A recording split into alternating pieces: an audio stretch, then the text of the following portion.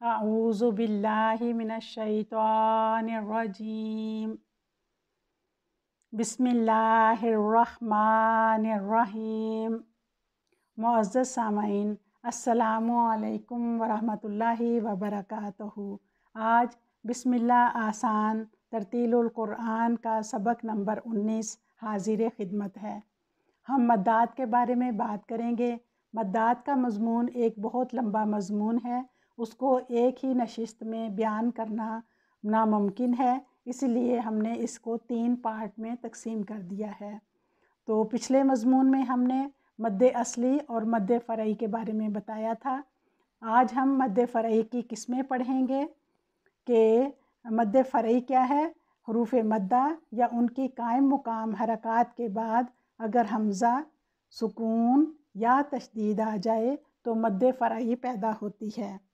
यानी हरफ मद के बाद हमज़ा आ जाए या सुकून हो या सुकून लाज़िम बितशदीद हो तो ये मद पैदा होती है। अब सबसे पहले हम हमज़ा को लेते हैं कि अगर हरफ मद के बाद हमज़ा हो तो मद्दे फ़रई की 2 किस्में हैं। नंबर 1 मद्दे वाजिब मुत्तसिल, नंबर 2 मद्दे जायज़ मुनफसिल। तो हम सबसे पहले लेते हैं मद्दे वाजिब मुत्तसिल। मुत्तसिल का मतलब है जुड़ा हुआ होना, यानी जब हरफ मद के बाद हमज़ा उसी कलिमा का हिस्सा हो तो उसे मद्दे वाजिब मुत्तसिल कहते हैं। वाजिब इसलिए कहते हैं कि तमाम उलमाए तजवीद के नज़दीक इसे लंबा करना ज़रूरी है, लाजमी है।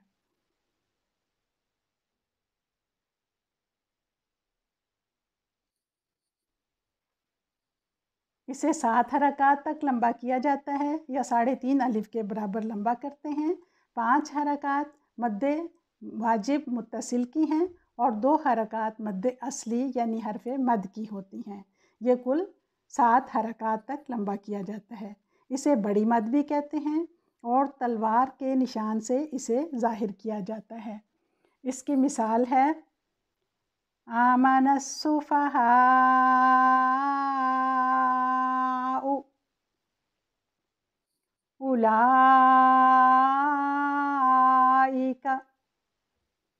यहाँ पे हमज़ा इसी कलिमा का हिस्सा है। अब है नंबर 2 मद्दे जायज़ मुनफसिल।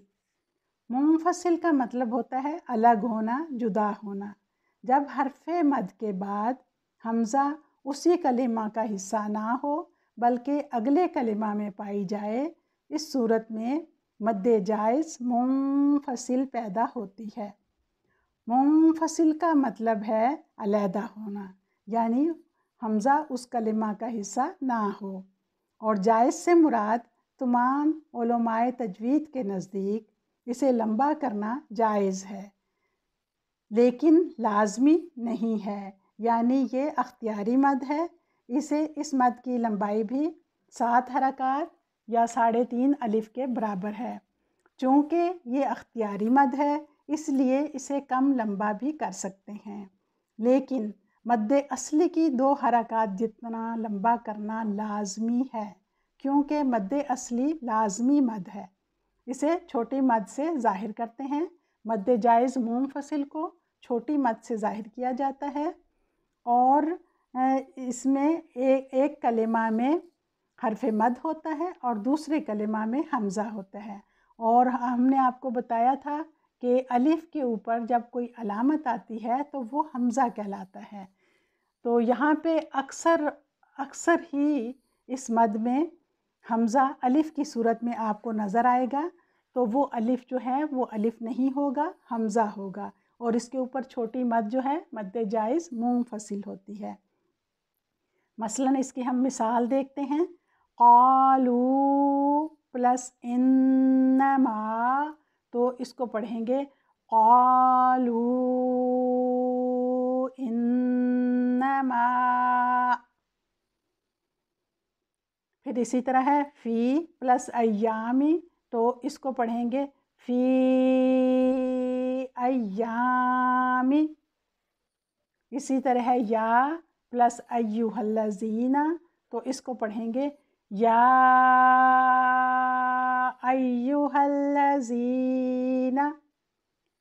مد جائز منفصل میں اگر حرف مد کے بعد واحد مذکر غائب کی ضمیر آ جائے، یعنی ہو یا ہی ہو، تو اس صورت میں یہ مد الصلہ کہلاتی ہے، یعنی مد جائز منفصل اس صورت میں مد الصلہ کہلاتی ہے۔ اس کی مثال ہے عندہ پلس الا، تو اس کو پڑھیں گے عندہ الا، اور ورثہ پلس ابواہ، تو اس کو پڑھیں گے ورثہ